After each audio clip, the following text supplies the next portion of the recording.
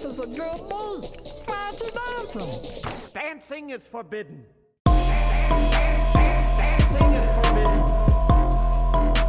Dancing is forbidden. Dancing is forbidden.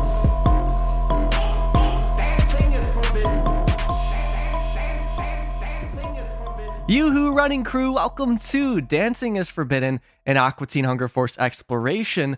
I am Ronnie, and on this podcast, I am usually watching through and talking about every Aqua Teen episode, one episode at a time, and you know that typically involves deep diving into the show's backgrounds and the show's props. And by props, I mean anything that you see the character holding, from a chainsaw to a beer bottle, you get the idea.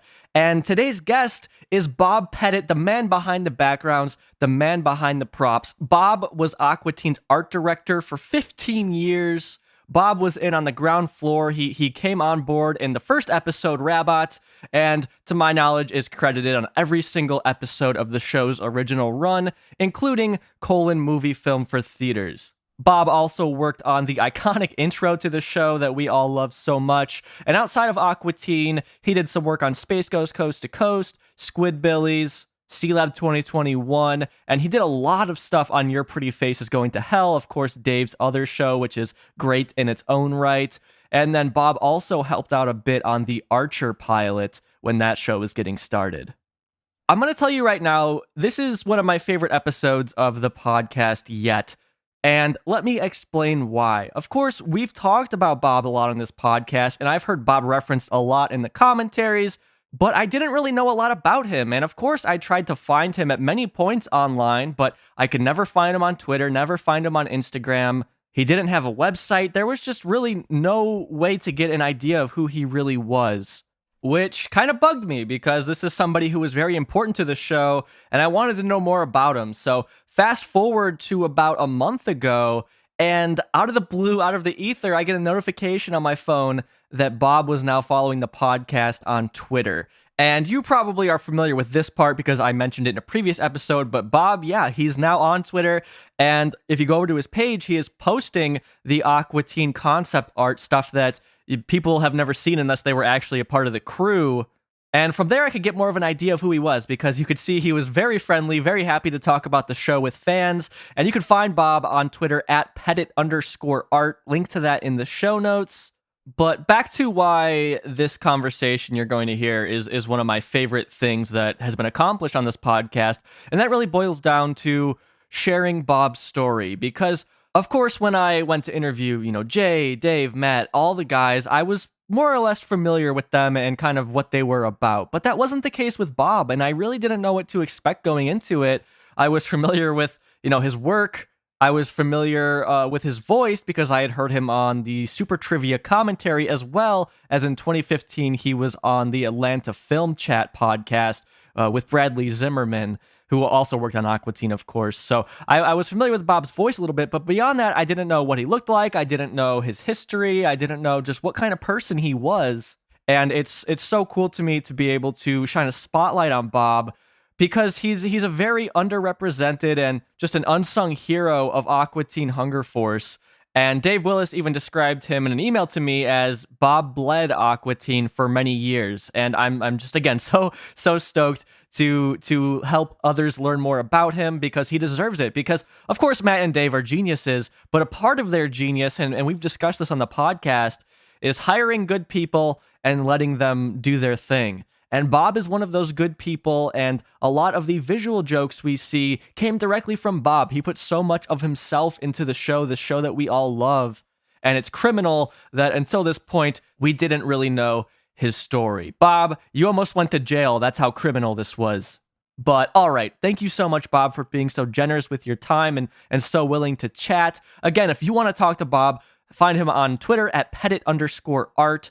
And thank you to Dave Willis for facilitating this to happen, for nudging me to finally do this. I kick off this conversation with Bob, kind of explaining to him how things kind of came together, and a big part of that was Dave, because sometimes, ya boy, I'm a little slow on things, and Dave definitely helped to get the ball rolling on this, and again, this is one of my favorite episodes of the podcast. Enjoy. So it's kind of funny because I reached out to Dave about something, asking him to clarify kind of a text joke on the show. And he responded saying, actually, I don't know anything about that. You should ask Bob Pettit, our background artist and prop artist. He might know. Have you had him on your podcast yet? And I'm like, oh, no, not yet, but I'll reach out to him because as luck would have it, you just started following me on Twitter like the week before. Oh, yeah. So I'm like, okay, cool. Yeah, I'll reach out. Thanks, Dave. And some time goes by and I didn't get around to it for no particular reason, just that I was slow to do so. And then I get a fresh email from Dave titled Bob Pettit saying, hey, I think Bob would be a great guest on your podcast. And I'm like, all right, I'll reach out. So you're here by popular demand. Oh, yeah, Dave's good like that. I guess my first question really is based on the little story I told you. What kind of prompted you to get on Twitter and more so start posting the Aqua Teen artwork there? Well, I tell you, I had most of this stuff in storage, thousands of sketches from the first movie, this and Your Pretty Face is Going to Hell sketches also. And I was going through my storage unit and I found these two giant, plastic file, things. I don't know what you call them. And they're just sitting there. And I thought maybe I should give some away. So I thought it'd be fun to show them all on Twitter. Nobody ever saw the sketches. We've never done a background kind of thing. And they're all just sitting there. And I thought I'd get on Twitter and get some followers and start giving some of this artwork away and just have a little fun with it, Mm-hmm. Well, yeah, I mean, last year they put out a complete box set of all the Aqua Teen episodes for the first time. And the thing that I was excited about was the prospect of new special features, particularly like your concept art, things that they used to include in the old DVDs. Mm-hmm. Yeah. I was excited for that for the new seasons that had never been on DVD before. And there were none. They included no new special features. So it's so exciting to see you kind of giving those away on Twitter because that's what I was most excited about, at least. And I know a lot of other people are very excited to see your kind of works in progress of what we got to see in the episodes. Well, yeah, it's very a lot of people are enjoying them. I say a lot, a couple hundred people. I just started this about a month ago, and I don't know how long it takes to build a Twitter following, but much more about it than I do. But people really want to engage in the little details, and as I've heard Dave say before, some of people who enjoyed the show, some of the fans, they remember more about the episodes than we do. Their eyes are sharper and they're looking very closely at it. It's very rewarding to interact with people. Sometimes I have to look something up, like the other day we did Dave's cat Gurn. Mm-hmm. And you blasted out a band name that I had no idea where that name came from. Well, as I understand it, Dave named the cat Gurn after Gurn Blanston, which was a Steve Martin joke. So I guess they went. Somebody made a band because I didn't know either. You mentioned it, so I went and listened to them, and I'm like, oh, they're actually pretty good. Well, Dave likes bands like Pavement and the Pacific Northwest bands, so I thought it was logical that he named it after a band. But I'm not familiar. What was the Steve Martin thing? What was it from? The idea was that Steve Martin was his stage name, and he was gonna go back to using his real name, which was supposedly Gurn Blanston or something along those lines. Right. It was just from one of his comedy albums that Dave had growing up. Oh, right. I did watch The Jerk last month again. Hey, you have a cat walking around back there. Yeah. I guess get used to that. They'll make some appearances here. He heard us talking about Gurn. Yeah. My cat's like, hey, you talking about another cat? Let me get in here and get some screen time. I see that you were on Twitter in the past, it looked like. Your account isn't new. You just started using it again. Okay. Yeah. Because I definitely had tried to find you at some point, but you're very mysterious. In the past, I couldn't find your Twitter previously. I don't know that you have a website. I do not. Okay, so you're off the grid for the most part. I am kind of off the grid. But when we started this thing, we were just like the little engine that could. Mm-hmm. It was just a handful of people here in Atlanta, Georgia, and we were far, far away from the Hollywood mega studios, the Animations, the Disneys, the DreamWorks, and all that good stuff.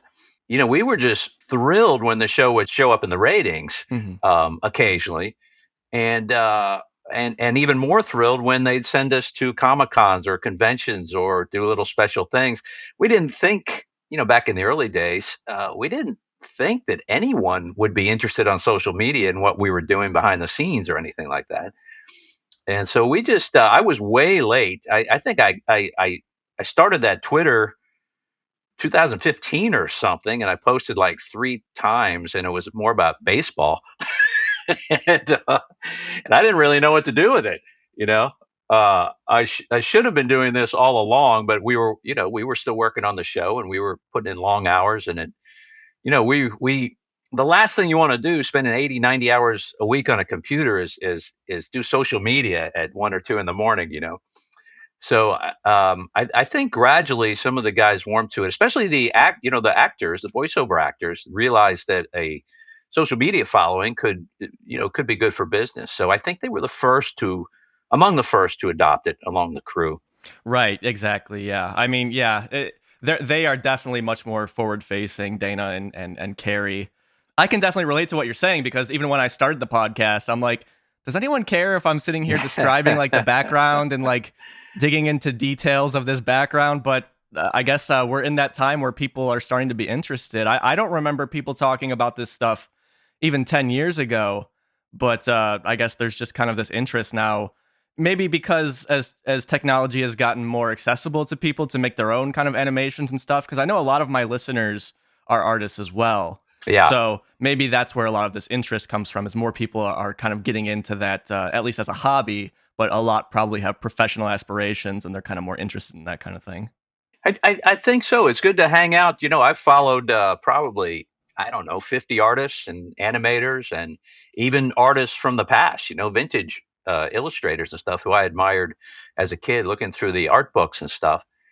And but I remember something Dave told me way early on in the show. Once the show started getting to DVD, he says, we had a very intricate style for the backgrounds. It was highly detailed, and at the time there was really nothing like that going on in American illustration. And so we put a lot of work into it. And I remember Dave saying one time, with DVDs now, you can stop on every frame, and people are going to look at every frame. So make it your best. and yeah. I have to ask if you are familiar.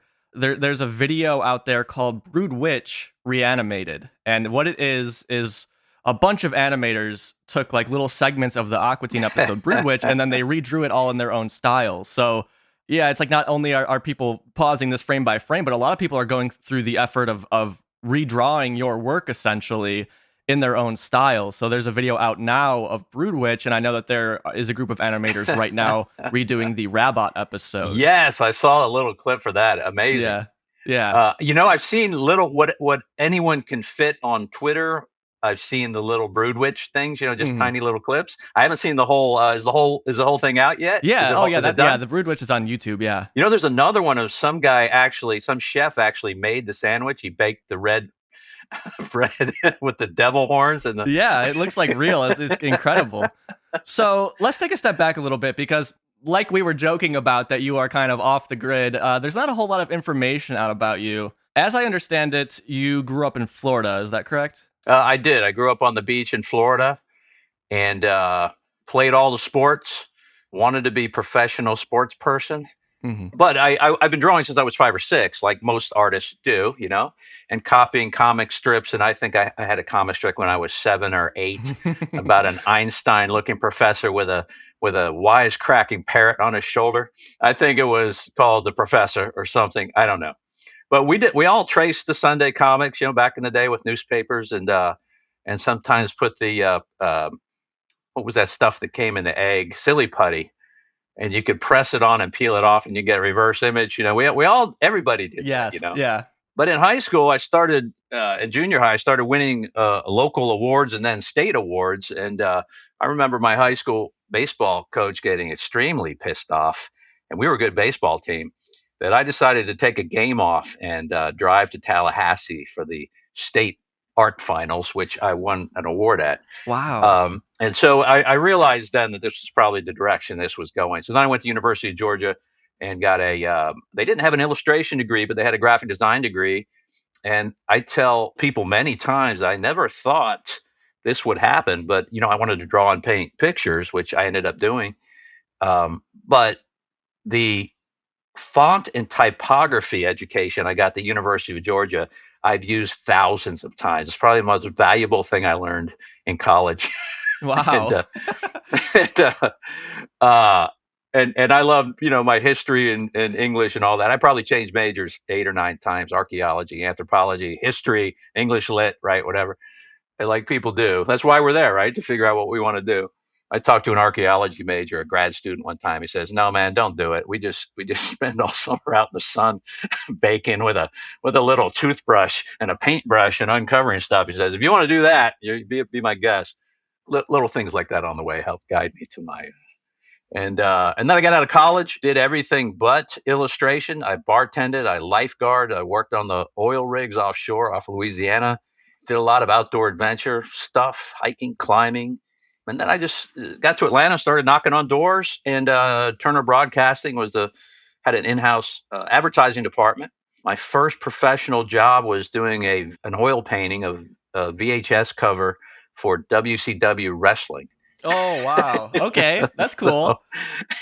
So there, my career was launched. Would you happen to remember what year that was? I'd like to try and find that if I could. Oh, man. It was late 80s or 92 or whatever. Like, I remember it was like 6 or 7 guys, oil portraits. I remember Lex Luger was one of them.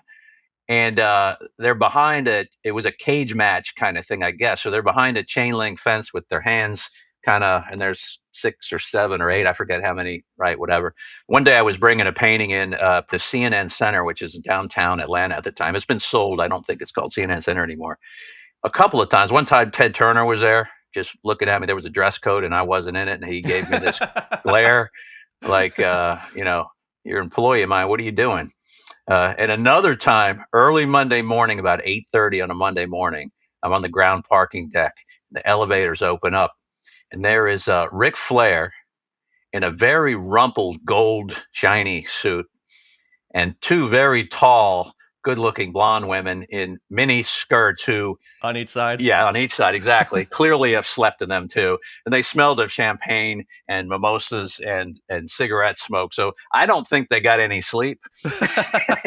And they were there. He was in character already. He was going up to the boardroom and he was going to pitch an idea or whatever they were doing up there. Oh, that's great. But you'd always see some interesting characters down there. The Road Warriors are gigantic in person, by the way. I'd imagine. If you're a wrestling fan. Yeah. Oh, yeah. Yeah. I grew up on wrestling, so it's always a thrill for me to hear when you guys mention it. Like Jay mentioned that on the show, they would use explosion effects that they got from like WWF Raw or something like that at the time. So it's just these cool little connections between the two that you wouldn't quite expect. But okay, to get back to it, you are working at Turner at the time? I was an oil painter in acrylics when I started out.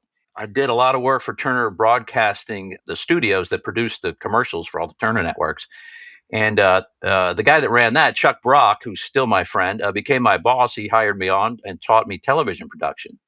Did that for 4 or 5 years, but we would all have our favorite clients as we would get a script from the writer or producer from whatever network, and we would make the visuals for the 30-second Cartoon Network spot or TNT or TBS or CNN, whatever it might be. And then we'd sit in with an edit room and we'd feed graphics to the editor as they put it together with the voiceover or whatever it might be. And I, of course, love to do Cartoon Network stuff, on-air stuff. And so they were my favorite clients. I ended up doing stuff for Dave, the original Space Ghost. Yes. Coast to coast stuff, little storyboards or little things here or there, to help them out. And I really liked it. Do you remember your first impression of working with those guys? Well, I didn't. I wasn't working for Cartoon Network at the time. I was working for the Turner Studios, which did kind of an in-house ad agency production facility. And so I was kind of on the outside looking in as far as Cartoon Network goes. And of course, there was no such thing actually as Adult Swim, technically. I remember Dave talked to me about this show, and I would watch it, and reusing the Hanna-Barbera characters and stuff, and I thought it was very creative. And then you just look around and you read and you listen, and it started catching on. Amazing. It started like a little, when you're camping outdoor and you have a little fire and you keep blowing on it to get the kindling going, and it just kept growing and growing. And the AV Club would do reviews, and I know that was a badge of honor for them. They got their first AV Club review, and it seemed to catch on. It was like nothing else that was being done, Yeah, it was adult animation, but in this completely different style. It wasn't necessarily shock humor, just very, very strange. So you start working a little bit on Space Ghost. Then what happens? Yes, I was working for the Turner production, and so Cartoon Network or On Air, meaning the commercials for Cartoon Network, they were in 30-second spots, or Space Ghost. They would come over to us or another outside production agency when they needed some artwork or they needed to shoot something in the studio or whatever it is. So I wasn't working directly for them. I was just doing little things for Dave that he needed. He knew that I could do them. And I also did a lot of stuff for Matt Thompson and Adam Reed, who did the show Archer and C-Lab and Exticles and all that other stuff. And they were writing spots for On Air for Cartoon Network back at the time. So those guys were my favorite clients. So I just gravitated towards back then Cartoon Network, then what became Adult Swim. And so then I quit. I quit the studio, and then that same year, Aqua Teen started. And Dave had a 3D guy, John Schnepp, I believe his name was, do some rough 3D animation. And then he bailed. Oh, okay. So Dave said, we need somebody that can do this stuff very detailed and replicate a 3D style. And so I did the first 1 or 2 seasons on the Bondi Blue iMac. Oh, the first or second year it came out. I know what you're talking about. Yeah. In wonderful low def. Yeah, that's kind of the bane of my existence at this point, trying to get artwork for the podcast, because everything is so it's like 480p that. Yeah, that's what it was. It was 480. Yeah, as I recall. And then we went up to 720. Like wow, big time. Why did you end up leaving Turner? Well, I had a nice, good run there. We won lots of international awards, and I just got burned out. And so I wanted to sit for a month and go hike and go travel and climb or whatever and figure out what I was going to do next. And then Dave called, and that was it. So I only had a couple months off, and then went right back to it.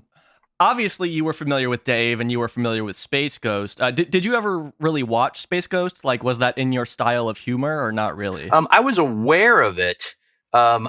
Sometimes I didn't even have cable back in the day, so I would not have been able to see it. But I saw it in the edit rooms all the time being put together, so I knew exactly what it was.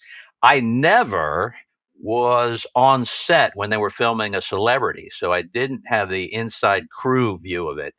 But I'd walk by the edit rooms, and you could hear George Lowe doing Space Ghost, and the editors would do the same line 20 times to get it just right, get the frame just right, left to right, And so I knew exactly what it was, and I was familiar with the humor. And I remember watching the Beck episode once, and I laughed out loud about 3 or 4 times. And okay, so I want to know what your kind of reaction was, the best you could remember it, to Aqua Teen Hunger Force when Dave approached you with the project, because I can only imagine how crazy it was for him to describe to people before it was, kind of a thing, Yeah, I don't, Dave might not even have told me the whole thing. He kind of works like that sometimes. He would say, hey, could you do some sketches of this house or something, and could we see it, kind of thing. I don't know if I knew immediately what was going on, but after the first couple round of sketches, I guess they talked it over, and so then I was on board. And I think it took, I think Dave and Matt have mentioned that it took about a year to make the pilot, I think. Yeah. and so there were a lot of things that we were trying out style wise and editing wise. You get your feel, you get the rhythm for it. The writers get a rhythm, the editors get a rhythm, and as you start working together, it gets easier, like any show. But we were, it was kind of cool. we all joked that it was only going to be 5 or 6 episodes and we'd all be doing something else. So they said, don't buy a house yet. and that was the running joke for the whole time. And then suddenly, a pilot turned into 10 and then 24 episodes. And then it just kept on going. Yeah, for 15 years. 15 years. So I've seen like the early John Schnepp stuff that was in Rabot, and also there's like a rough cut of Rabot. Yeah. As well, with more of his artwork in it. But I know, for example, in that episode, you did, when they're at the mall, you did that background art when they are like in this perfume store or something like that. You did the background for that one. Yes. When you came on, do you remember what you mentioned that they wanted it in a 3D style, but I'm curious if you remember really any kind of discussion on how they wanted to handle the art style, because I've heard you speak in DVD commentaries about how the backgrounds are kind of a straight man to the characters, because the backgrounds aren't typically inherently wacky or crazy. They're kind of more subdued a bit. Yes. So did that come from you, or did they already have that in mind? Well, it came from me. It was my natural computer Photoshop style. And John Schnepp's backgrounds were pretty clean and kind of pristine and just basically laid out 3D stuff. It wasn't it wasn't fancy. And he was doing, I'm sure, 10 other things at the time, and he made time whenever he could for these. And I think he helped on the edit, the first, at least the first few episodes. I might be wrong on that.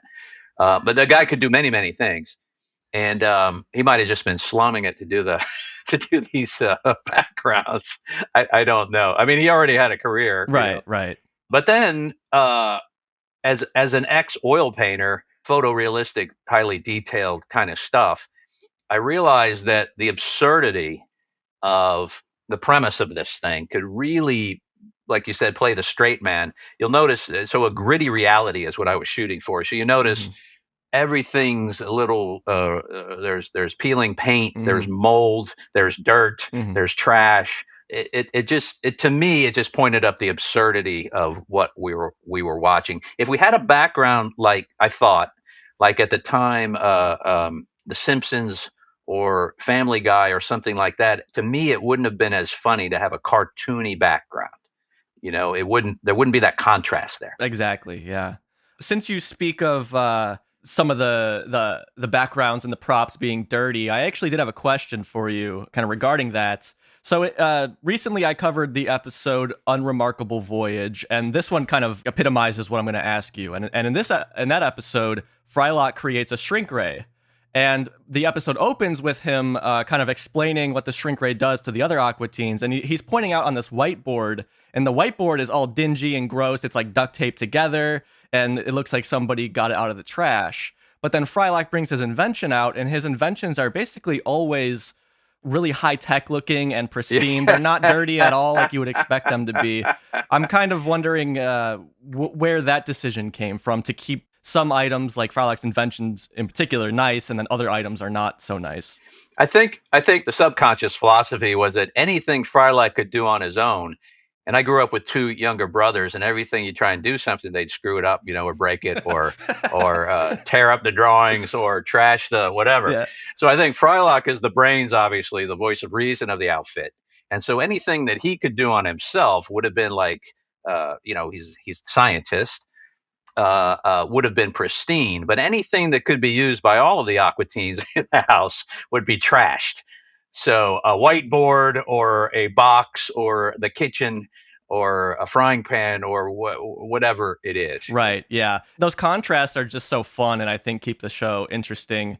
And especially because of how simplistic the show was due to the budget, those kind of decisions really made it feel like there was more going on maybe than there really was, than what they could afford to do, just based on those like kind of visual distinctions between these two kind of assets. Oh, that's interesting, because they never ever had a source of income except for Working Stiffs, the episode Working Stiffs. when all of them got a job. Right. But so I thought all communal property must have been picked up at a yard sale or on the curb. Right. You Yeah, know? I mean, growing up, I grew up pretty poor, not as destitute as the Aqua Teens, but like I could definitely see similarities. So I remember always kind of responding to that as somebody who did grow up poor. Like, for example, in The Simpsons, they're supposed to be poor, but after a certain period of time, they're like going to Europe and doing all this kind of crazy stuff. Oh, right. Yeah. Aqua Teen was always a bit more grounded in a way, even though it's about these talking food products, right? Like, they're still, like, I could always see those kind of similarities between actually growing up poor and what was kind of depicted in the show. So that's something that always kind of drew me to it. Oh, yeah. Yeah. Interesting. You know, I never thought about that, but yeah, how did Homer Simpson afford Sherpas climbing Mount Springfield? Right. Exactly. Yeah. It's just like, yeah. I mean, obviously with The Simpsons, they've been on the air for over 30 years. So it's like after a while, they have to do something different. But Sure. yeah, that's just something I always appreciate about Aqua Teen. Can you kind of get into some of the challenges that you may have faced working on this show, either because of the budget or just the technology of the time, particularly in the earlier years? Yeah, the challenge was basically we chose that highly detailed style. But you know, the lack of money was well documented in dozens of interviews, and so we ran into time crunch with that. You'll notice we reused many props after I think we went at high definition about 2006 or 7, I believe it was. And so once you go to high def, we reuse those props as much as we could. Like you'll see the Aqua Teen living room trash with bottles or whatever. There's a beer brand that appears repeatedly throughout the series called Red Spud. So you'll see bottles and cans and coasters and a neon beer sign with Red Spud on it. But once you get those beer cans done at 8 different angles or crushed states of crushedness, you can reuse them over and over and over, and it just lends a kind of a trash, you know, that gritty look that we were talking about earlier. So we did get more efficient once these things were rendered, and the 3-minute shorts, like I believe you pointed out the other day, the grill was used as a in a Brookstone like store. Right. And so yeah, they reused a lot of my backgrounds and from the previous episodes, and the mantra was always recycle for the budgetary reasons and time reasons. And initially we did it. Initially, Dave and Matt did it almost to poke fun at at ourselves, and they would point it out, and because everyone made so much of the lack of animation, but those animators worked hard too, man. They were, you know, it wasn't as bad as everybody said it was. You know, I think that the fact that also reusing backgrounds and props also kind of, for me at least, it almost in a way makes those backgrounds and props like side characters because you return to them so often and see them so often. Oh, yeah. As opposed to like a show with more money, they're not as meaningful in a way, I guess. Oh, that's interesting because isn't Indian cinema is like that, right? They use background props over and over again to lend a sense of comfort to the audience. Yeah, very interesting. I've never heard anyone say that before, but I think it visually certainly lent continuity to it. And we all know that beer brand with the red label showed up in anytime there was beer. Yeah. You know? Yeah. Basically, any point after Super Trivia, that episode, because there was the sign in the background. Yes. It was just anytime after that, it was just always Red Spud everywhere. Yeah. You know, we had to, because there were 3 different, as we talked about a minute ago, 3 different time periods where the definition of our industry changed, you know, like the technology did. So a lot of those props and Carl's room and everything else, everything was done 3 times over as we up-resed and then up-resed again.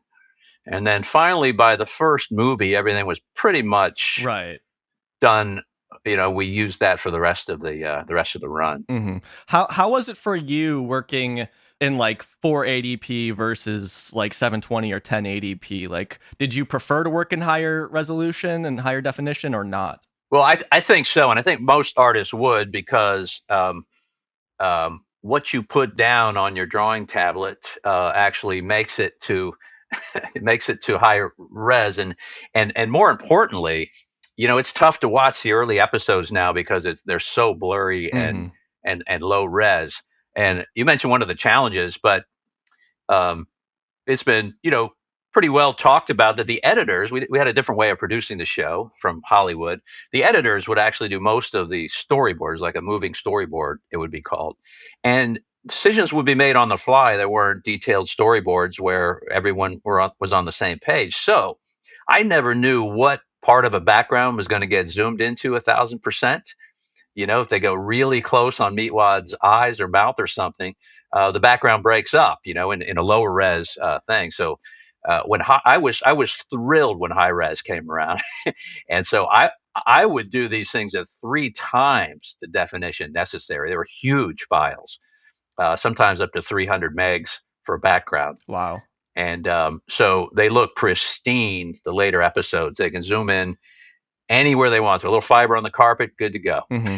Right. Yeah, and that's the same. Like, I've experienced that because, particularly with text, when I cover an older episode, it's like I can't read half of it, and it's like, I wish I could, because I'm sure that Bob or whoever put a lot of time into that, and I can't even see what it says. But then if I jump and cover a more recent episode, then it's like I'm almost shocked how crystal clear everything is, and I can actually read things and make out details. Well, yeah, that's a good point too. The work that one puts in as an artist or an animator, the animation held up a little bit better. The old episodes, I mean, but visually. But Dave and Matt let me have pretty free reign with those labels, and I'd put little puns and little jokes and everything is gluten free, or now with real corn or whatever.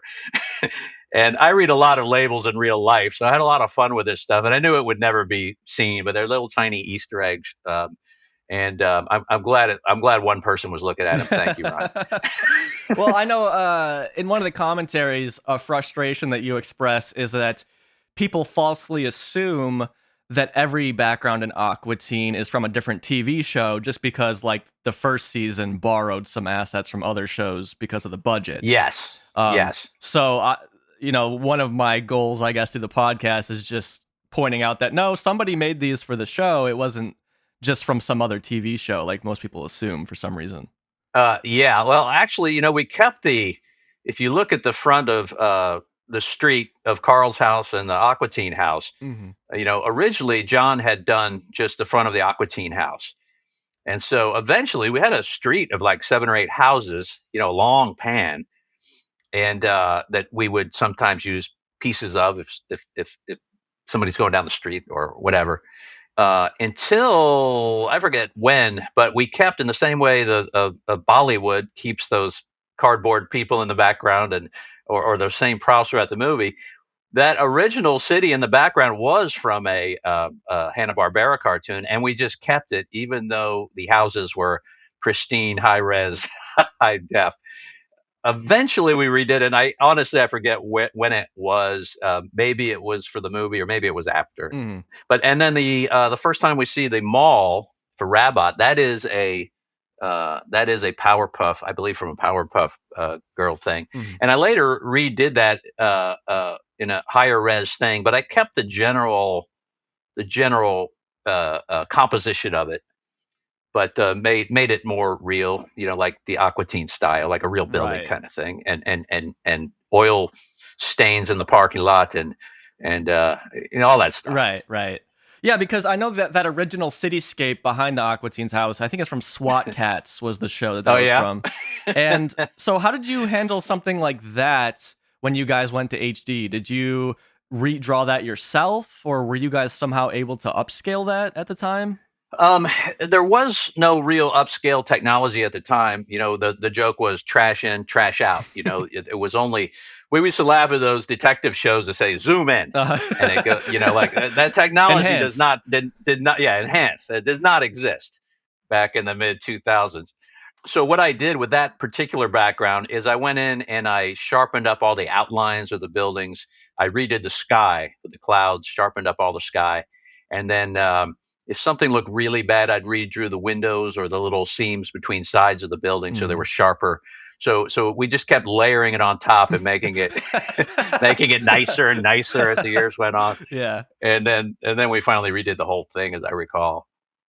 But yeah, so if that's SWAT Cats, thank you, Squat Cat Illustrator. The gift that keeps on giving. I mean, that's right, man. I'd imagine more people have seen it as an Aqua Teen background at this point than how it was used in the actual show. That could be. Yeah, I mean, I don't know how long SWAT Cats ran for, but I don't know if it ran for 15 years like Aqua Teen did. I remember. You know what I remember most about SWAT Cats is, they were some of the first to use animation style for like smoke swirling around. Oh, really? And I remember being fascinated by that when I saw that in the early 2000s or whenever it was, late 90s. When I worked for the production company, we had a tape room with hundreds of thousands of hours of footage of all the Cartoon Network shows. So I learned how to animate by taking those digital betas, putting them in our machines, and cleaning up the animation for air for a commercial, a 30-second commercial for Dexter's Lab or Powerpuff Girls or Cow and Chicken or all those great shows from the 90s. And so I would take them frame by frame and clean them up, and I saw how those animators animated it. And so what would that process of cleaning up look like? Like, what would you actually be doing for that? Well, so if we had a script from one of the producers at Cartoon Network, and they were doing, say, a 30-second Dexter's Lab spot, I would get the script, and then I would look through hours and hours of digital tape to find the right motions that the characters were doing to match the script that might be good, to set out an environment of, so the script might say Dexter's in his lab and yells at his sister and holds up a beaker or whatever, all the stuff he did. Right. So I would look through, sometimes it could take a couple of days. We look through hundreds of hours of this stuff that we had every episode Hanna-Barbera on tape. We had all the old Popeye episodes from the 1930s and 40s, that occasionally I'd clean up also. So it was a great education in animation. And then we'd recolor every cell essentially digitally, and an editor would do what we call lip flap. I'd make 3 or 4 mouth positions, and the editor would time it to the script that the writer, the producer, was recording somewhere else around town at that time. And then the editors would put it all together, match the lip flap to the sound, the audio, and my graphics or animation, or I would give them 3 or 4 positions for a pose, and they would just do a 1 or 2 frame, loop. The cheaper and faster, the better, but that's how I learned all this stuff. And it was a lot of fun. So I have been trying to track down an answer to this question, and this is the question that I reached out to Dave with, and I've reached out to other people who worked on the show too, and nobody seems to know. So in a season 2 episode of Aqua Teen, there is a bulldozer, and on the side it says Judith Dre Paving, and then in the episode Kidney Car, where Meatwad gets a car, he gets a bill that he needs to fix up his car, and the top says Judith Dre Towing. And so I couldn't find out who Judith Dre was, and I was asking around, and my understanding is she seemed to be some sort of person who worked in standards and practices. So that's what I reached out to Dave about, because I'm like, yeah, what does that mean? And he said, I don't know, Bob might know. So I don't know if you remember if Judith Dre was somebody that you had to kind of deal with in standards and practices? That, Ronnie, that does not ring a bell at all. Oh, no. Most of the time, I remember, on bulldozers and dump trucks and all that kind of stuff, or tow trucks, I would put D&M for Dave and Matt. And I don't know who Judith, I don't know where that came from. Occasionally, Nick. In Katana? Yes, Nick would do some art, okay, if we were in a bind and stuff, and he was good at. He could do basically. He was a jack of all trades, and he could jump in there and do some Photoshop art. He did the original Boxy Brown character, and for instance, and so he can handle himself on Photoshop. So maybe it was a Nick thing, but I don't recall. I've never. To my mind, I've never heard of Judith Dre. I don't know. But now I'm going to watch that episode. Well, because my assumption was that somebody put a joke that got rejected. So you guys just put the S&P's person name. Is my assumption of what happened? Oh, well, that would be an editor question. If maybe Jay Edwards. Okay, because I asked Jay. I asked him. He didn't know. He reached out to Ned, and I guess Ned was the one who said that. Oh, I think she worked in standards and practices. I'm talking to Nick next month. I'll ask him about it and see. And if he doesn't know, then I guess we'll see if we could find out. But that's interesting. So maybe it was done in edit over. We got reined in, dozens and dozens and dozens of times. I remember one of a Plutonian phone number. At some point, it was either on their business card or whatever it was. And so I just pulled out a random series of numbers and something that you would get from space. There's no dashes or anything. It didn't make any sense. Alphanumeric, 13 or 14 digits, whatever.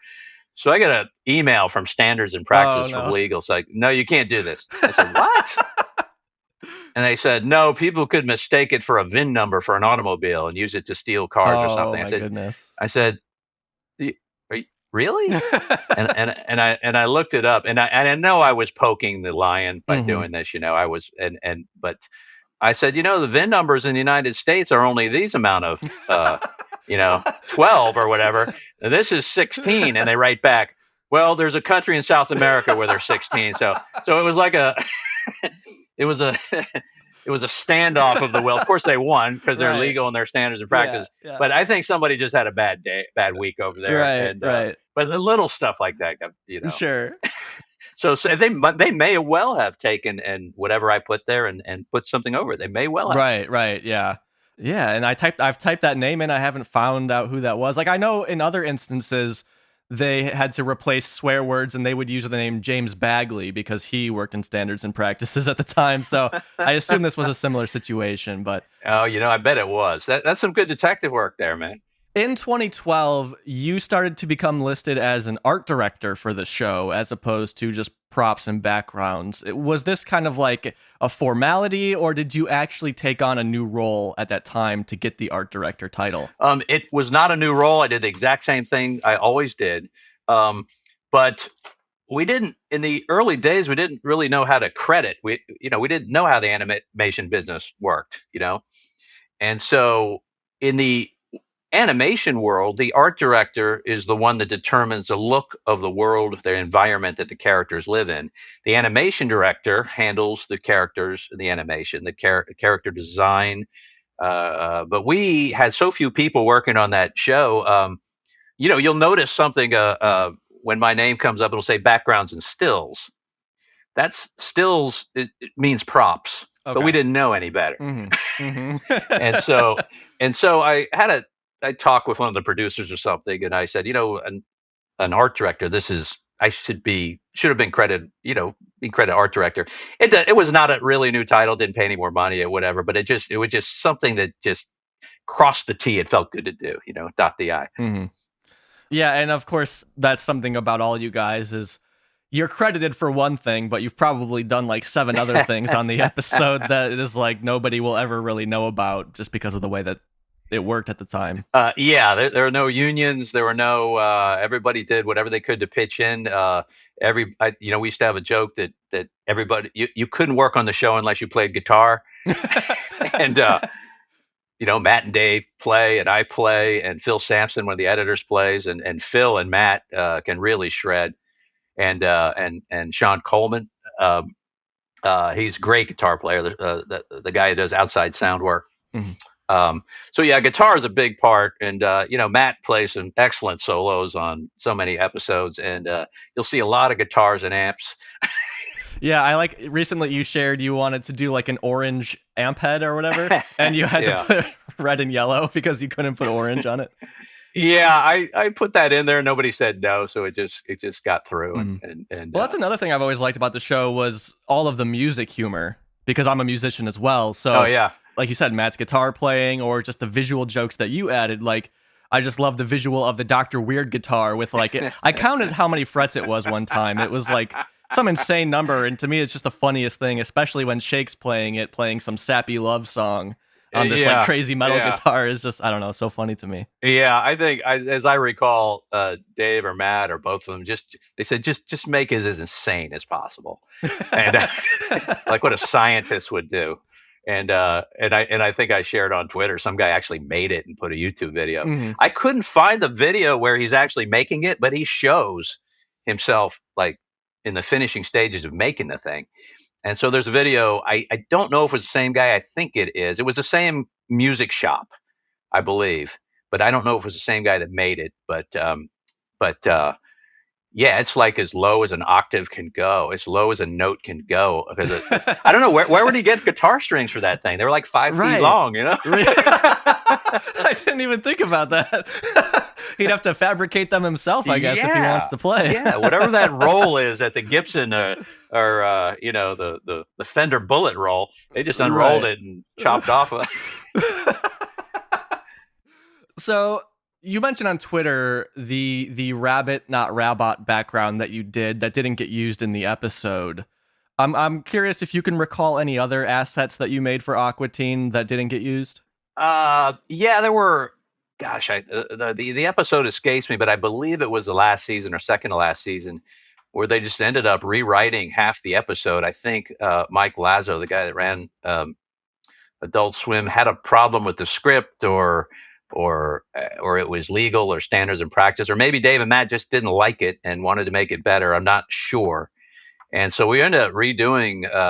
It was a scene where there's a big fountain in a mall, which they reused for the Aqua Dunk. Yeah, so boy, for 3 weeks, man, the animators did new animated, I did new backgrounds, right, whatever, and I think we got it done on time. But occasionally something got left out, you know.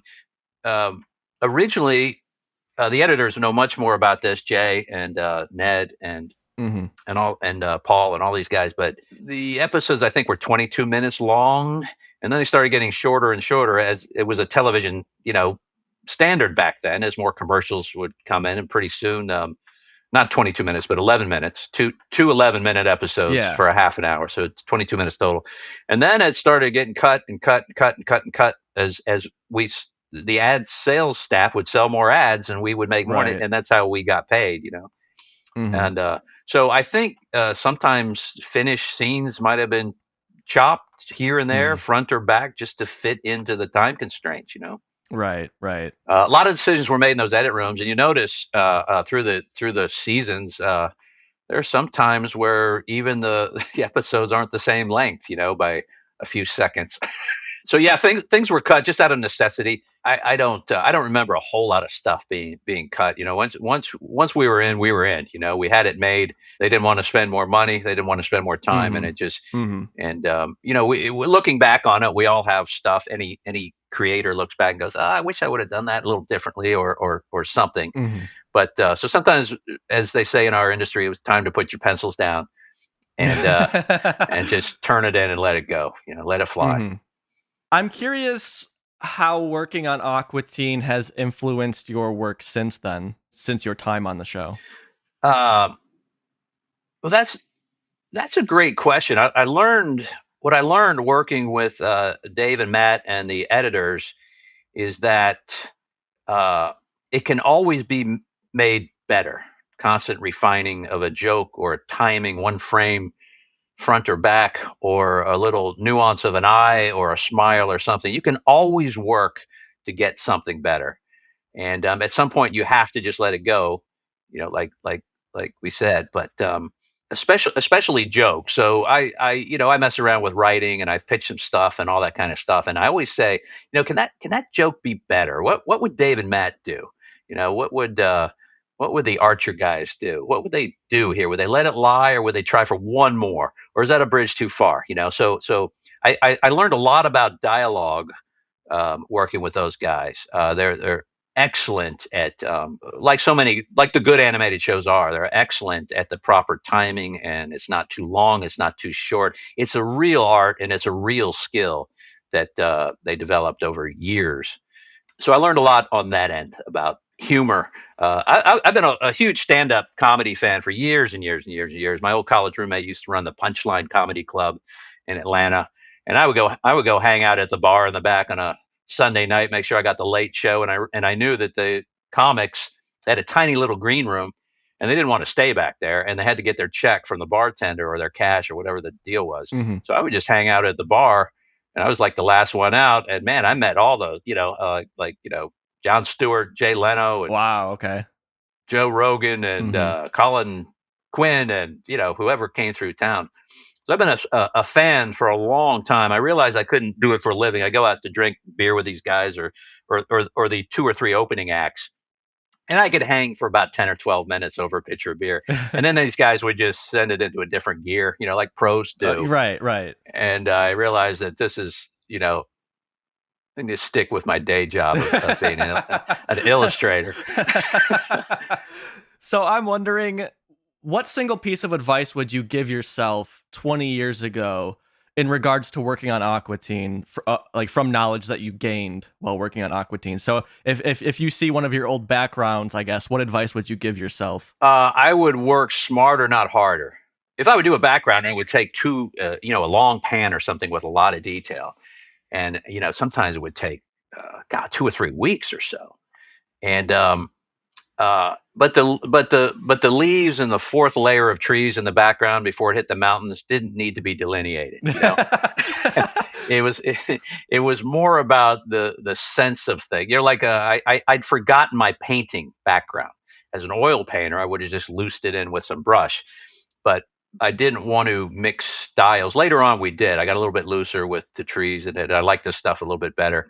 But I would say not labor over the details that might not matter to the viewer or anyone else.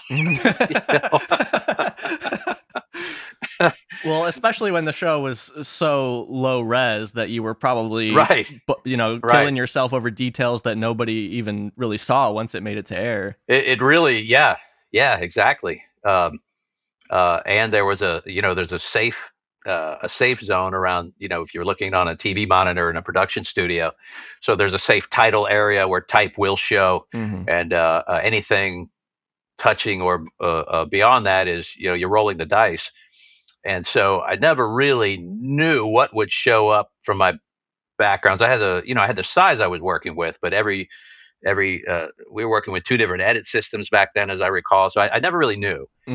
Now it's much more precise, and everybody loves high def. It's so much more rewarding. But yeah, I would work smarter, not harder. Sure. I mean, that makes a lot of sense based on what I've heard from this conversation so far. When I had Dave on the show, he alluded to you getting burned out on Aqua Teen, and you didn't return for Aquadonk's Side Pieces or the 2022 film Plantasm. Was this true, that you got burnt out on the show and that you chose not to return? Yes, that's true. I was renovating my house during the pandemic, since nobody was working. Everybody had 2 years off. And so I said, why don't I renovate my old 1920s bungalow? And I did with my own 2 hands, and my buddy is a roofing contractor, and he did the roof, and his buddy did the HVAC. But so it was an intensive thing. And once I started talking to real estate agents, they said, hey, you should sell this thing. So we set up a time constraint. I was under deadline to renovate my own house to get the best prices of the year, which is spring in Atlanta, right? And probably is in most places that have 4 seasons, right? And so I started thinking, I've got other projects I want to do, as the money, probably, honestly, we all talk about the budgets, they were still Adult Swim budgets. Yeah. So I thought I'd said and done all I could do for the show. We had a good long run, working on it since the beginning of, the year 2000, Aqua Teen, because we were working on it for a year before the first episode aired. Right. So it was really 16 full years. And then in the last 3 or 4 years, we were doing 2 shows. We were doing Your Pretty Face is Going to Hell also. So all of us were working very, very hard. And I just needed a break to look around, to go climb a mountain somewhere and wrestle bobcats or something. And run from grizzly bears, and just to see what we all do that. We need to take our bearings from time to time, Mm-hmm. and so that was that. And the movie is so different. And I think they did a brilliant thing where they removed the characters and the world of Aqua Teen Hunger Force. They're no longer beholden, tethered to the old locations, to their own looks. Frylock has a different look throughout the whole thing. Their own worlds, their own environments, their own personalities could change in and out now. And so they wanted a different background look for that too. I think I could have helped with the art direction, I think, whatever. But I had other stuff I wanted to do, Mm-hmm. and I think they generously offered. And now is kind of brilliant because they can go anywhere with this now, Right. and this thing could go on for years and years and years as they change universe. Mm-hmm. And I know Matt's a huge time travel science fiction fan, and they could fully take advantage of that. There's no boundaries now. They could be ancient warriors in Greece, and they could, it doesn't matter. They've broken all the barriers now. There's no more tether. It's I thought it was brilliant in that way. So now, yeah, if you're the powers that be, why wouldn't you knock out a special every other year or something of 80 minutes or whatever? Why wouldn't you? Well, that leads to my next question, because Aqua Teen was renewed for 5 more episodes. I kind of feel like I know the answer here, but will you be returning for those 5 new episodes? Never say never, but I think if I'm in their position, the movie seems to be getting the second movie seems to be getting such good buzz with that different, more cartoon style. Mm-hmm. I think there's an efficiency now. There were some. I heard Dave talk somewhere. Maybe it was your podcast about how there was a little learning curve working with new people, the production facility doing the backgrounds and stuff. And it is true. For 16 years, we all learned knew how to complete each other's sentences, essentially. And like anything in life, any team. And so there was a learning curve there. But I think by now, after doing that movie, surely they've worked that out, and it could be a little smoother in the future. Never say never, but I'm sure they'll be just fine without me. Well, the thing is, like, you weren't credited on the Aqua Donks, but they were obviously using your assets that you made in the past, so it's like, in a way, even if you're not actively working on the show, you're probably still going to show up in it with your work, because unless going forward, they're just going to ditch everything like they did for the movie. Time will tell. I guess we'll see when those come out. Yeah. Well, I noticed in the movie, it looks like the illustrators, the production company, took my backgrounds and either applied a filter or they put a couple of layers of, but the angles are the same, whatever. So I think they just painted over it to get a cohesive look, right? It was the smart aesthetic continuity thing to do, So it has a nice consistent look throughout the whole thing. So yeah, even those backgrounds. So like, I don't know, 9 or 10 of them I designed. They were just redone and repainted over. Mm-hmm. And I don't know. Can anybody read those credits at the end of the Aqua Donk things? Oh my gosh, those are so annoying for me. I have to go frame by frame. Well, what is that font, by the way? Or did somebody just hand do it? I know. It's like it takes up the whole screen. They go by in half a second. It's just like, come on. I heard Dave say the only reason that they added those, like, the credits aren't really important because they're internet videos, right? Yeah. So they only added them as a way to end the episode, I guess. It's because that's how they're used to ending episodes. It's just cutting to credits, right, basically. So yeah, he's like he was kind of joking how it's just not necessary to even have those. But yeah, it didn't look like there were much ego going on in those credits, man. It's like, even Dave and Matt's credits flash back in 1/10 of a second. It's just, yeah, it's crazy. So that's it for my Aqua Teen questions. I have a couple fan questions for you. Then after that, I want to talk a little bit about your work outside of Aqua Teen since your time on the show. So I have a question for you that comes from somebody who goes by the name Rooster online. Rooster asks, first of all, Rooster wants to say thank you for uploading the concept art to Twitter. That they really like seeing that. Oh, that's great. Thank you for watching, for looking at it, Rooster. Thank you. Rooster wants to know, basically, whenever a scene takes place in the city, are the buildings in the background just like generic buildings, or are they based on an actual city? I think it would depend on the episode. In the later from the movie on, I had a guy named trying to think of his name. He was an illustrator, Montgomery. He did the city background, so I'd send him sketches and show him how the scene might play out. And he did a great job doing doing that city, and that was used again a couple of times, like car chases. It's great. So we do like a long 6 or 7 blocks, and of course it's like the old Flintstones. The same cloud would go by, whatever. So we took our cue from the old Hanna-Barbera stuff. But then, as we did a little 3D, they could put those on a plane in 3D and have a like the Napkin Lad episode was a great chase scene. Mhm. It was so much fun to do. So we could really make it look cool.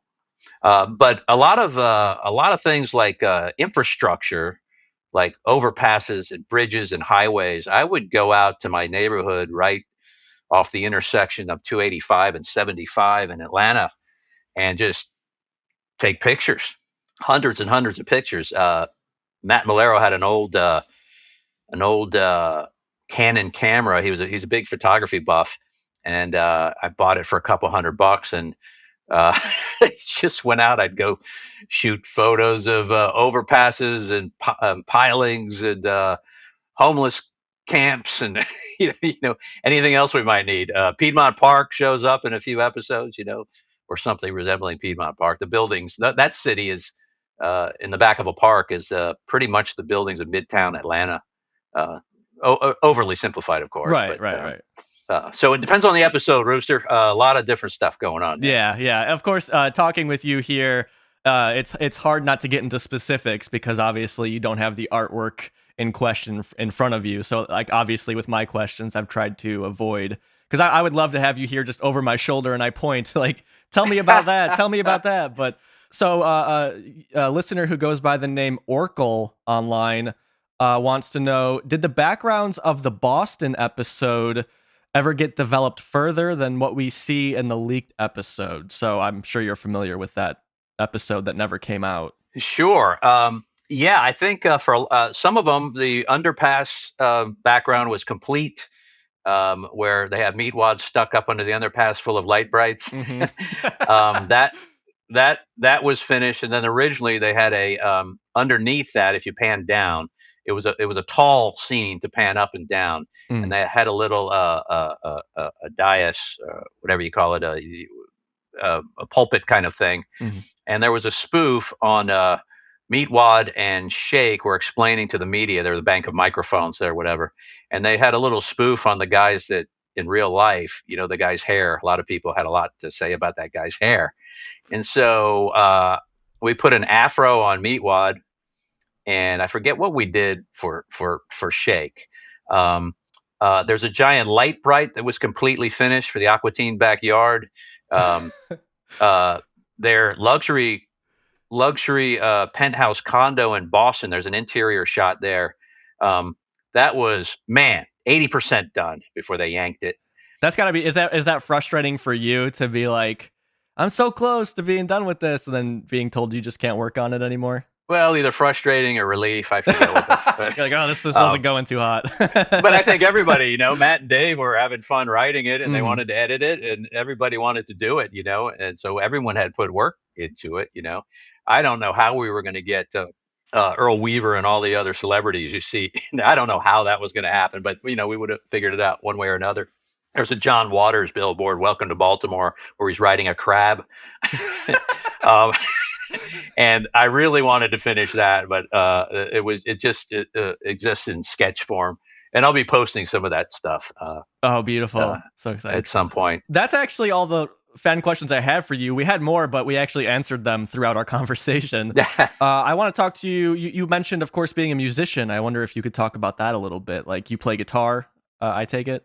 Yeah, I play guitar, and we all have on the show. We all have a little bit different tastes and different playing styles. And Dave's kind of describes himself as like a sad dog strummer. He likes country, and he likes the Bob Dylan and all. And Matt, we all know what Matt can do, right? He's a thrasher, man. He's playing Eddie Van Halen style licks, right? Whatever. And mine is more of a blues rock kind of thing. Like I love Gary Clark Jr., current guy, my current guitar hero. I listen to the great jazz guitarists. I'll listen to flamenco guitarists. I mean, sitar, I listen to some old Beatles stuff where George Harrison is learning how to play the sitar and stuff. And I think it's all fascinating, no matter where it comes from in the world, just a stringed instrument with fingers moving that skillfully. And it's the old thing, Roddy. It's to me, it's the old thing. It's what you leave out as much as what you play that makes something interesting and soulful. And so, but if I'm on an outdoor adventure or something, and I've been out hiking for 3 or 4 weeks somewhere, when I get on that airplane, the first thing I want to hear is the loudest Texas or Chicago style blues guitar, and Freddie King or Stevie Ray Vaughan or Buddy Guy or the Fabulous Thunderbirds, that kind of thing. Hendrix, all that kind of stuff, or Gary Clark Jr. And there's this new guy, man. What's his name? Tom something from Polyphia. Oh, Tim Henson, I think his name Tim is. Henson. Yeah. My God. Yeah, that guy's a maniac. Yeah. Oh, he's like the Einstein of the guitar, man. It's fascinating. Now, I don't, I can't play any of it. It's not my thing. I'll never learn how to play anything of it. But it's like anything else. Watching a master at anything, right, is so much fun. Whether it's the guy putting a new water pump in your car, right, or a carpenter or a plaster guy or whatever it is, and to watch him work is just mesmerizing. Right. Not to switch topics so abruptly here, but I do want to spend some time talking about this. On your Twitter, your description, I see you've changed it since then, but at one point it said that you were a fan of non-AI NFTs. So I'd like to talk about both of those topics here. Sure. First up, I would love to hear, especially right now in the times we live in today, with the explosion of AI, I'm kind of curious to hear your take on that as a veteran of the art industry for so long. Well, as you might imagine, traditional artists, me included, are not happy about AI. Of course, it's an amazing, miraculous thing technologically. But I saw that Getty Images, I believe it is filing a lawsuit against one of the AI because they use images that were painted by artists or taken by photographers and all that kind of stuff. And our courts and our justice system are always a step behind technology throughout history for their laws and copyright laws for books or whatever it was. And so it might take a couple of steps for them to a little bit of time for the legality of it to catch up, but it's hard to argue. I believe it's Getty Images. It's hard to argue with the Getty Image position that they're using copyrighted works to sell and make money from. And any traditional artist, or include traditional now means digital also, Yeah. but no matter what medium you're working in, if you've created this art, whether you're a photographer, whether you're a calligrapher, whether you're pen and ink, acrylic, oil, watercolor, whatever it is, Photoshop, whatever it is, this doesn't seem right. Especially, of course, that artists have gone through this throughout history. When the computer came, when stock photography came. A lot of illustrators, the art of illustration it signaled the golden end of illustration, which lasted probably up into the 70s or 80s. And if you're an art director, I get it. And you can go on iStock Photo or something, and you can pick out the exact photo you want. You have thousands to choose from, and it's $120. Then you don't have to pay me $1,120 to do a painting of it. So a lot of illustrators went out of business. Some incredible. Some of them, some of the ones I like, went over to the movie business as character designers for animated films, and they do great work there, and they've had great careers. But now the AI chat, what is it called? GT chat, whatever. Chat GPT, yeah. And so now writers they didn't care the artists were 2 months ago were put out of business. Now the writers are squawking. I say we should put out a book with artificial intelligence writing and artificial intelligence illustration, and just put it out and not work at all at it to make some money. Well, yeah, I mean that's the thing that you touch on. I've dabbled in 3D rendering mostly, and I've made like tutorials on how to make certain 3D works. Oh yeah, that kind of took off in terms of other people following the tutorial and then selling their artwork from the tutorial, which is fine because that's what I kind of put it out there for. But now I realize, because my artwork is on Google and like things like DALL-E 2 are using Google to train from, so it's like, well, my artwork that I didn't consent to being used is being used to train these algorithms that are basically putting me out of work in a sense. You know what I mean? It's just like very strange. Like it, and there's arguments for this kind of technology, which I think it'd be interesting, like if for example you yourself took a completely blank slate of this technology, loaded your own artwork into it, and then from there you could, you know, type in what you want it to do from your, like, that's one thing. But I think a lot of people don't realize that that's not what's happening. It's that it's basically stealing unconsenting artworks to make its own artwork out of, which is the music industry, you know, went through this when digital sampling, you know, when Pro Tools came about, and people are just ripping off James Brown's drummer's riff. It's like in 2,000 songs now, you know, and that dude never saw a cent of it, you know, right. And so I guess the music industry was first to battle this. In literature, there's been a lot of isolated plagiarism incidents, you know, but that's kind of different. You can easily trace that and root that out, and people do, especially now on the internet. Man, there's the literary police, thousands of them will be after you in seconds, right? Sure. So this is interesting how it's going to go. You know, this has made strange bedfellows. Getty Images buying up hundreds of thousands of photographs when they started that we all could use as references as illustrators. For instance, like a Civil War uniform or whatever, that kind of thing. Now they bought all those up, and so that rubbed people the wrong way, including me. But now they're kind of on our side as artists. So I don't know. This is going to be interesting how it plays out. The backlash on Twitter is just it's deafening. Right. And you've gotten about 25 million artists around the world pissed off. Who knows what's going to happen, man? Who knows? I know. I'm excited to see. But my thought when I first heard about like the image creation tools was that if this stuff existed 20 years ago when they were starting Aqua Teen, then it's possible they could have just gone in and typed in somewhat cartoon looking chainsaw or whatever to save money. But at the same time, when you do that, it would miss out on so many like nuances that you brought to the show, for example. So just interesting to see where it goes. To move on to NFTs, can you tell me how you got into that? Well, like most artists, you know, the history of being an illustrator, I think Michelangelo was an illustrator, right? He had the Pope tell him what to paint, when to paint it, and he gave money for it. That's an illustrator. You can paint. He couldn't paint whatever he wanted. You know, he couldn't be Jackson Pollock. And so, but he got no residuals for that. You know, and you know, if you're an author, you write a book one time, you get paid for life, right? But if you're a storyboard artist, you do it once. If you're a background artist for Aqua Teen, you do it once, and you have to keep the hamster wheel turning to make a living. You know, there are no residuals in Hollywood for television and movies. I know each project's a little bit different, but you know, the director makes money for the rest of his life. The producer makes money the rest of his life.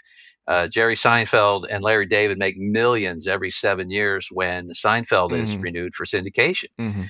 And so they continue to get paid for working once. The people that don't, the writers, the directors, the producers, sometimes the assistant directors, sometimes not. The above the line credits, I guess, as they call it, they get paid for life. The artists do not. You know, it's a constant grind. And I look at NFTs as a chance for the artist to step up and also get a chance to play in the reindeer games. And there's a lot of you know, certainly growing pains right now, but you know, and I'm working on a huge line of them right now. Okay. I'm doing a coloring book that I want to pitch around, and if not, I'll self-publish it, but it's fun to do, and it's about the other side of the kawaii culture of cute, and sometimes life's not so cute. So misfortune can happen to these cute characters. Also, everyday misfortune, and is it like little bunnies and stuff like that? Like that's hello. It's called Hello Fugu, the real life kawaii coloring book, and the cover is a bunch of these cute little characters lying dead after eating puffer fish at a restaurant, being poisoned. Not prepared properly, sure. Right. It happens, man. So I got so anyway, I'm having fun with that, and I'll be submitting that in the next month or two, and I'll finish up my NFT line in the next month or two. I'm working with a company in Portland, a great company that does all the tech work for it.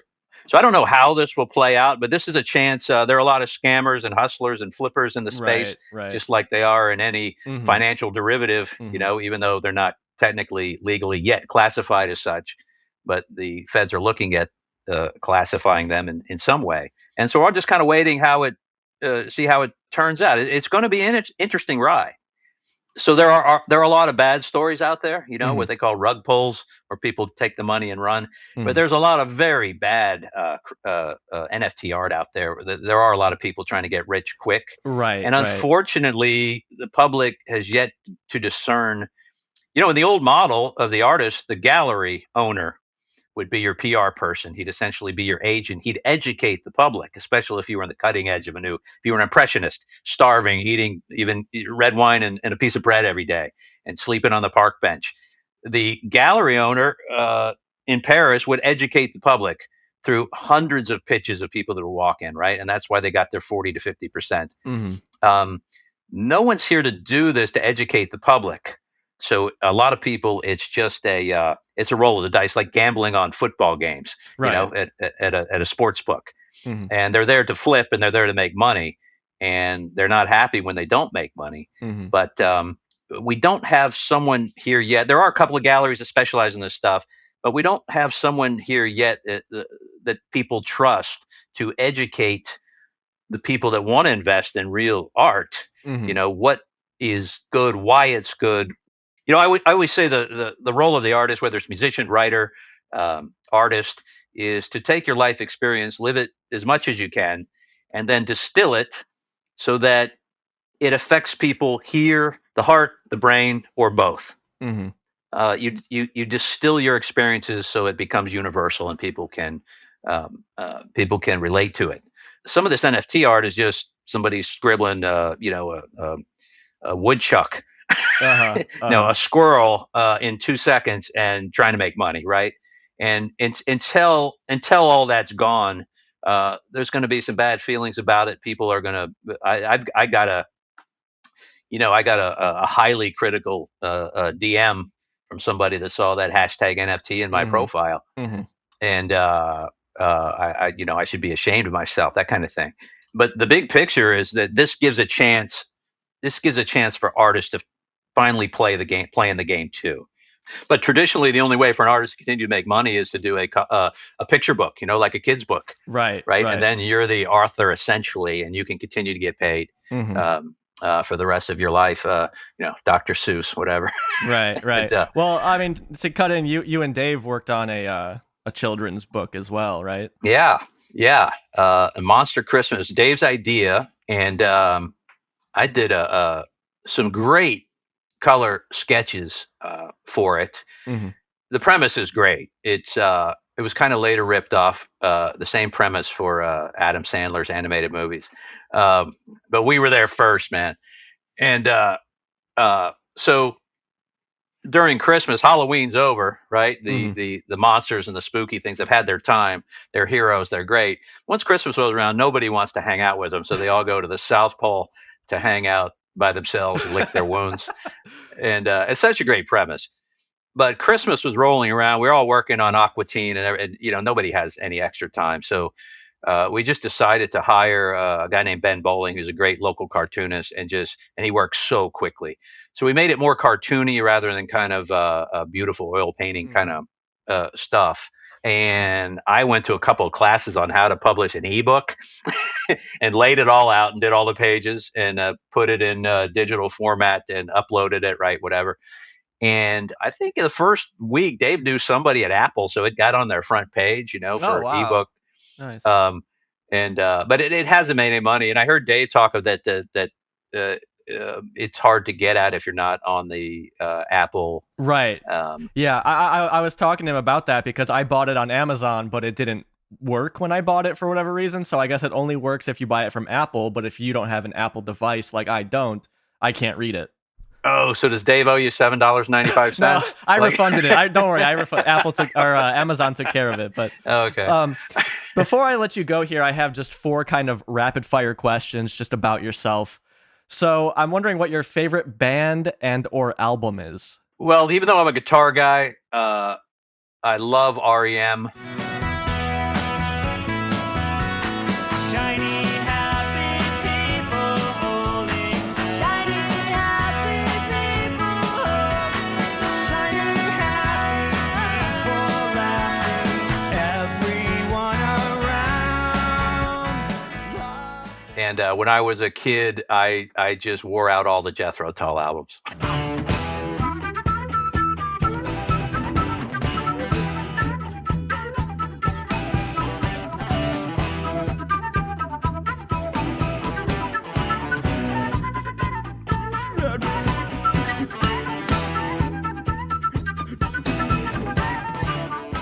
What about your favorite film and or TV show?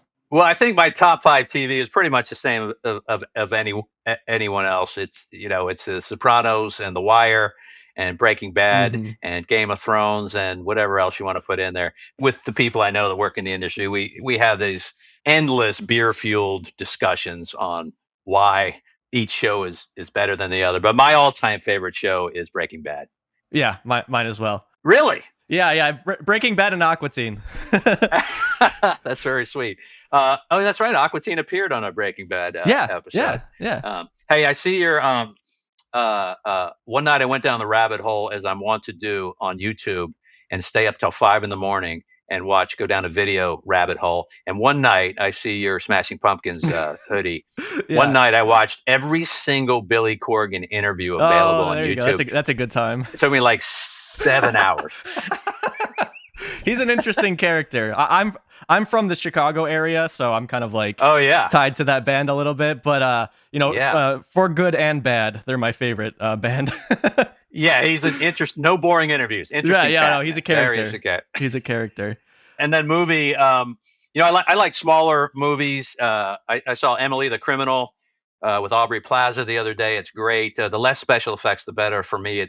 It seems I'm leaning that way. Mm-hmm. I saw this crazy Canadian independent thing with Justin Long called Tusk. Oh, that's with Kevin Smith, right? I think he directed it. Yeah. Yeah, and I'm not sure of his involvement. It was Johnny Depp does a cameo as a detective, a French detective, right? Whatever. Just the weirdest, oddest thing. Uncut Gem, Adam Sandler. The Assistant with Julia Garner. She is just amazing. It's a small little thing that kind of it's about sexual harassment in Hollywood. It just takes place in like 2 or 3 rooms. It's like a play. It's just I could watch her work in anything. She's so great. But I think all time favorite is Godfather 1. Okay, that's a good choice. Jeremiah Johnson, also biggest guilty pleasure. The panoramic scenes, like any Stanley Kubrick movie, is so beautiful, so rewarding. But what's your favorite movie? My favorite movie is The Room, which is a very bad film. I don't know if you've seen it, but it's horrible. Yeah, I went to that guy's presentation. He came through Atlanta. Okay, yeah. He does like theater tours where they show it. So I went to one. The rest of the guys went to the other one late last year. I think he came through then. Mm-hmm. I've been traveling. I haven't been in Atlanta much, so I didn't see that one. But aren't they making a remake of that? No, that already happened. They remade the making of the film, because what happened was almost 10 years ago, one of the main actors wrote a book about it, about working on that film and knowing Tommy Wiseau, the creator behind it. So the Francos then went and made a movie based on the book that was based on making that crazy movie. Yeah. I just love it so much. It's so bad, but I don't know why. I'm just so into it.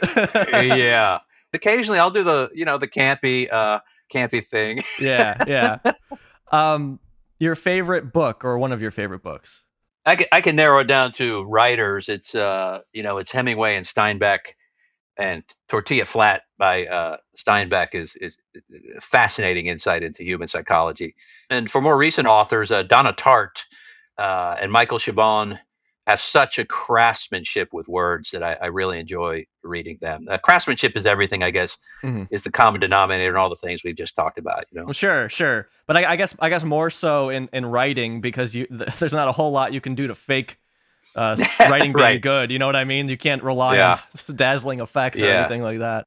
I wonder if AI could put out a best-selling novel. I'm sure. I don't know. It's so difficult to even imagine what that future looks like once it comes down to that being a possibility. And then last but not least, since you've worked on this silly show with talking fast food products, I'm curious what one of your favorite fast food restaurants is. I'm kind of health oriented. I try to be, and I've been reading labels since I've been in college, but food labels. But a thing that never gets old is morning McDonald's Egg McMuffin coffee, 3 creams. Never gets old, man. Never gets old. And I think McDonald's coffee is the most underrated coffee on the world. And the Wall Street Journal did a story about it a couple of years ago. They explained why McDonald's profits for their coffee. They make more profits from their coffee drinks. 22% of their total profits are from their coffee drinks. Wow. So they looked at, all right, we can get a $4.50 Starbucks coffee, or we can get a $1 convenience store gas station coffee. Everything in the middle is wide open. So that's where they went. The $2.25 for the frozen thing with the whipped cream, right? Whatever. 22 or whatever it is, people can look it up. 22% of their profits. And so they realized that they were going to go all in. And so they shopped around the world. They have coffee blenders and tasters and roasters, and they do all Arabica beans from all different, they make their blends like a vineyard would in California, blending their red wines, that kind of thing. Right. They take it really seriously. And I don't know. I seem to be the only one that likes McDonald's coffee. I don't know. Dunkin's okay too. No, I mean, it makes sense because now that you mention it, like I know so many people, including my dad, who live off the coffee, but don't even buy anything else from McDonald's. They just go there for the coffee. Yeah. Oh yeah. And that's it. Yeah. Like that's what my dad does. And he'll get like 3 cups a day or something. Really? But not buy any of the food. So yeah, now that you mention it, it makes a lot of sense for that kind of a mid-tier coffee. Yeah. I mean, they hit it. They had that. They had a $2 leeway, which is amazing for a small ticket item. So when I first moved into this little Atlanta neighborhood, East Atlanta, it was kind of funky. It was gentrifying, and there's a McDonald's about 2 blocks away, and I was staying up, all night, which was not unusual. 2013 or 14, whatever. And so I would, just to get up and get some air and get off the computer, I would walk to McDonald's 2 blocks. It was open 24 hours a day. And at the time, it was the largest grossing McDonald's in the state of Georgia. But it's kind of a sketchy neighborhood, so they're all kind of characters hanging out there. Mm-hmm. And I remember walking to the drive-through one time only. And as I got my Egg McMuffin, cup of coffee, whatever it was, and I was walking walking to the end of the driveway, the edge of the store, the prostitute comes out and asks me if I wanted to party. So this is like 4:30 in the morning. So from then on, I drove. I drove the 2 blocks and did some push-ups when I got home to get the blood going, whatever, instead of walking. Bob Pettit, what a guy, what a legend. Just such an honor to talk to him. I hope you enjoyed that. I tried to take a different approach to this interview because I realized in the past I was more or less just aggressively interrogating the previous guests because I'd come in with like 10 million questions ready to go. Here I tried to be a little bit more conversational, tried to really just dig more into Bob's story than just, keep hitting him with these rapid fire questions. So a part of that was, my conscious decision, but also, like I hinted at in the interview, because Bob works visually, I couldn't really rely on specific questions because it just wouldn't really translate, to an audio format. So again, hope you enjoyed that. I still have a lot to learn about interviewing people, but I like the way that this one turned out. Of course, Bob and I got into NFTs a little bit there. I realized that is probably a hot button issue for some people. To clarify my stance, I don't participate in NFTs or crypto or anything. It's not my thing. But I really wanted to hear what Bob had to say about it. And I think he had a lot of really great points. And I want to clarify, even though I don't participate in NFTs and I'm not interested in them, I do wholeheartedly support legitimate artists trying to make money off of people who realize what they're getting into if you want to buy an NFT to support the artist or what have you, rather than it just basically being a gambling racket, which, again, hopefully you can discern from our interview. That's not what this is. Bob wasn't here like, yeah, man, pump up this. You're going to make a lot of money off of this. Anything like that. That's not what this is. So please, for the love of God, don't reach out to Bob to complain at him about NFTs. There are many more people who deserve your complaints, like the actual grifters and everything in that space. This technology is so new, we don't know where it's going to go yet, and I would just love to see some, legitimate use for it that helps artists. I think that's great, and hopefully it can continue to go in that direction. And I know there's like the environmental concern, but I don't know enough about that to really speak to it, although I do hear that there's like steps being taken to make it way more environmentally friendly. But still, it's not cool to reach out to a legitimate artist here and complain. He's not trying to scam people. And look, if you don't like NFTs like me, then just don't buy them like I don't. Simple as that. So if you do like NFTs, definitely keep an eye out for Bob's upcoming collection. I suspect we will hear more about that once it comes out.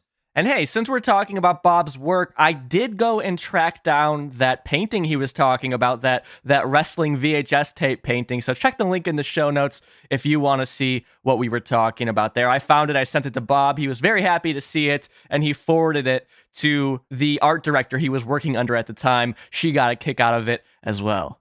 Again, go follow Bob on Twitter. I promise you he will be happy to answer any Aqua Teen related questions that you will have for him.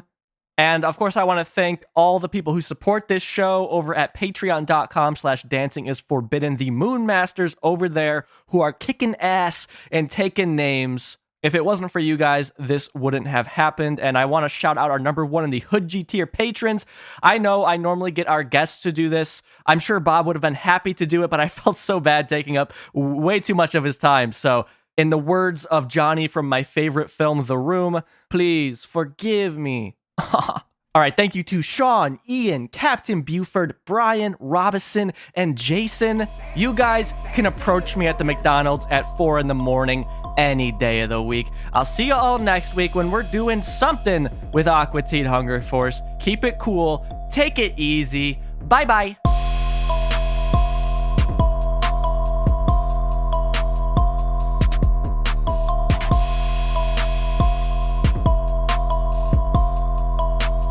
Dancing is forbidden. Dancing is forbidden. All right, Bob. Well, thank you so much for being so generous with your time. Before I let you go, I gotta know, did you end up selling that house that you fixed up? I did for well over asking. All right. And the building inspector told the woman that bought it was a real estate agent, told her at closing that whoever renovated this house did a great job. So that was worth it. Oh, that's nice. Did they mention that you also worked on Aqua Teen? No, I thought about putting that, and then I thought, man, that may hurt the value. This room here, 6 seasons of Aqua Teen and 4 of Your Pretty Face. Right? It was all created right here. We had like 150 people in 3 days come by. And, Oh, wow. Open house and 17 offers, I think. It was insane. Wow. That sounds like a whirlwind. Jeez. It was very interesting. And then I just took off and traveled. There you go. But anyway, Ronnie, it's been great. Thanks so much for having me. Yeah, thanks for coming on. You do a great job. Everybody associated with the show really likes the job. Thank you. That means a lot. And you'll have everybody on by everybody will line up. Hey man, Ronnie, put me on the show, buddy.